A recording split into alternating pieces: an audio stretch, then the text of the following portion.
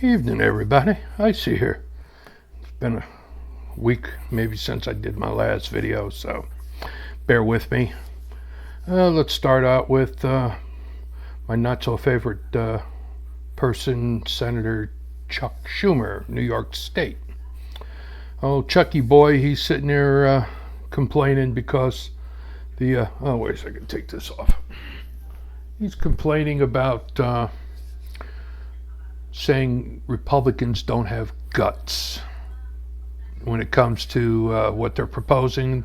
You know, the Republicans just want to take care of Israel right now. They're holding off on Ukraine and the border, and I can understand that. I mean, you don't need any money on the border, you just need to enforce the law.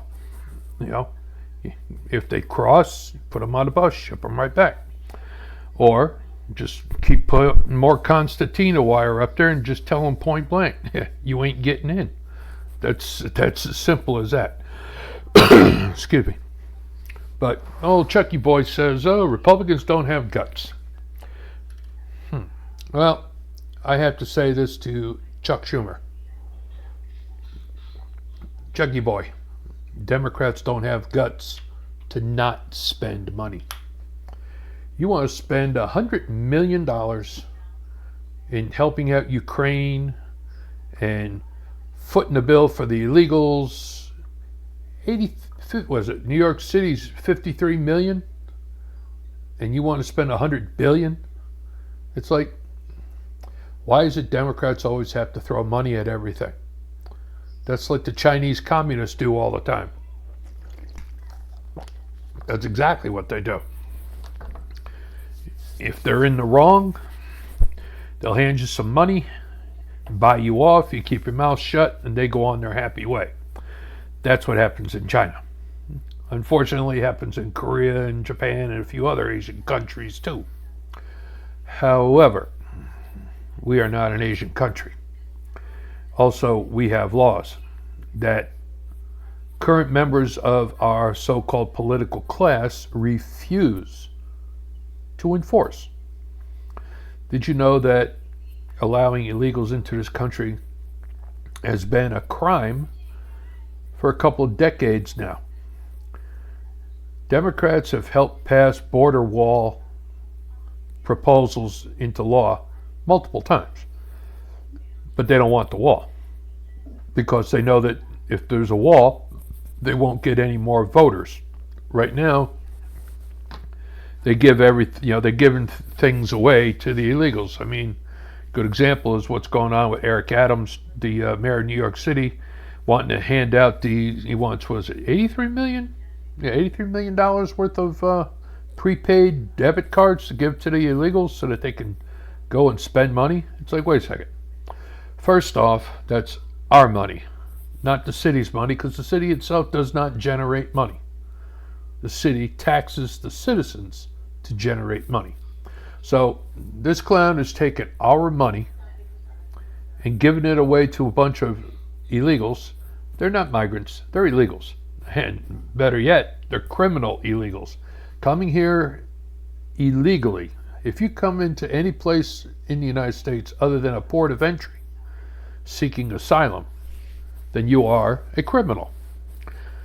But they don't want people to know that, so that's why they're sugarcoating everything. But like I said, case in point, I know a guy from Honduras, and he's been here for over 15 years, and New York State said as long as you vote in all state and local elections, we're going to provide you with welfare, food stamps, housing assistance, medical assistance, education assistance. And the guy has his own business that he runs on the side. He doesn't even pay taxes, as far as I know, because he's illegal. How can illegals be paying taxes? They're not citizens. So, this is what's going on. You know, he does a lot of work under the table. But old Chucky boy, don't be saying Republicans don't have guts. Democrats don't have the guts to say no to spending.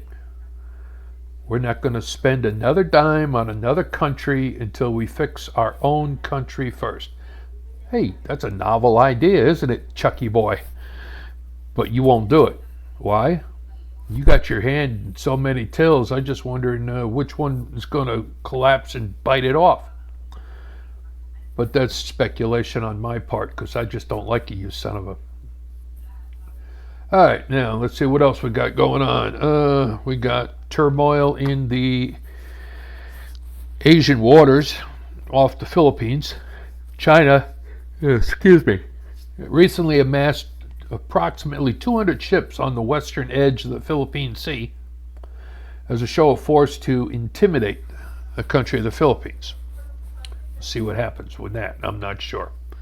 But I know that it would not be a very smart thing to do to target the Philippines, which are our closest allies. Hell, they're practically family. They used to be a U.S. territory.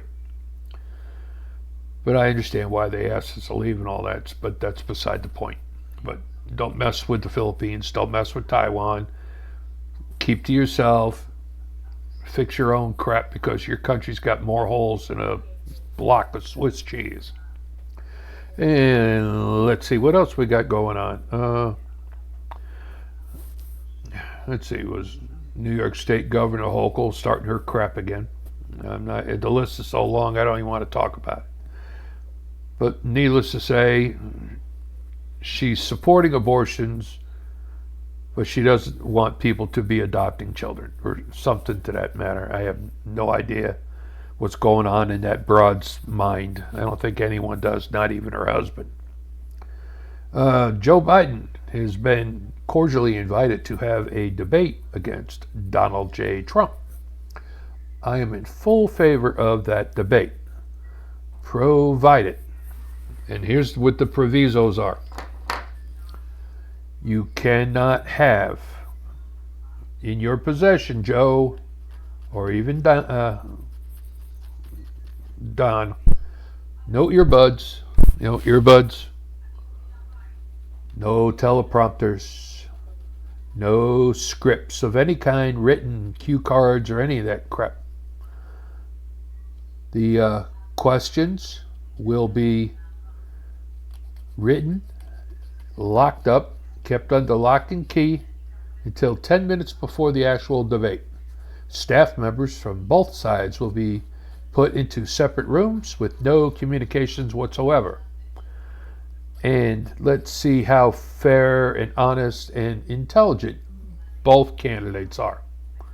Now, I hear President Trump all the time.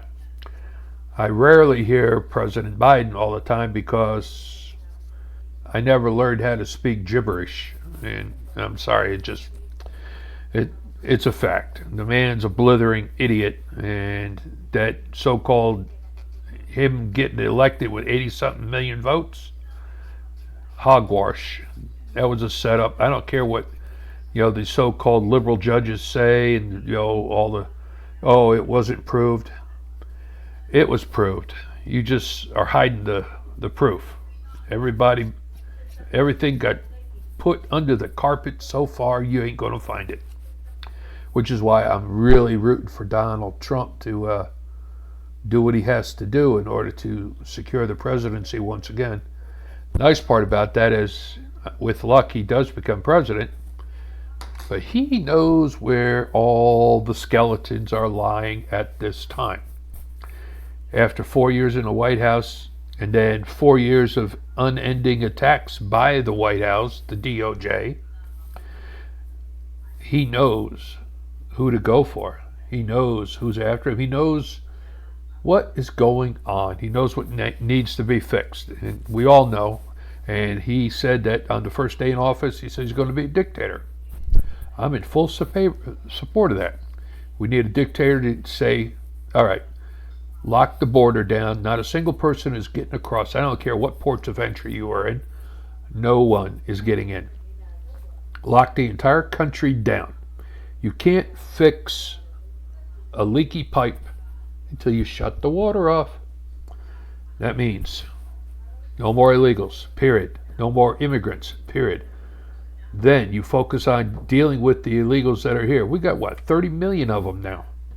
9 million in less than 4 years. 9 million, and most of those were military age young men between the ages of 19 and 35. What does that tell you? Anybody with half a brain's going to say that's an invasion force.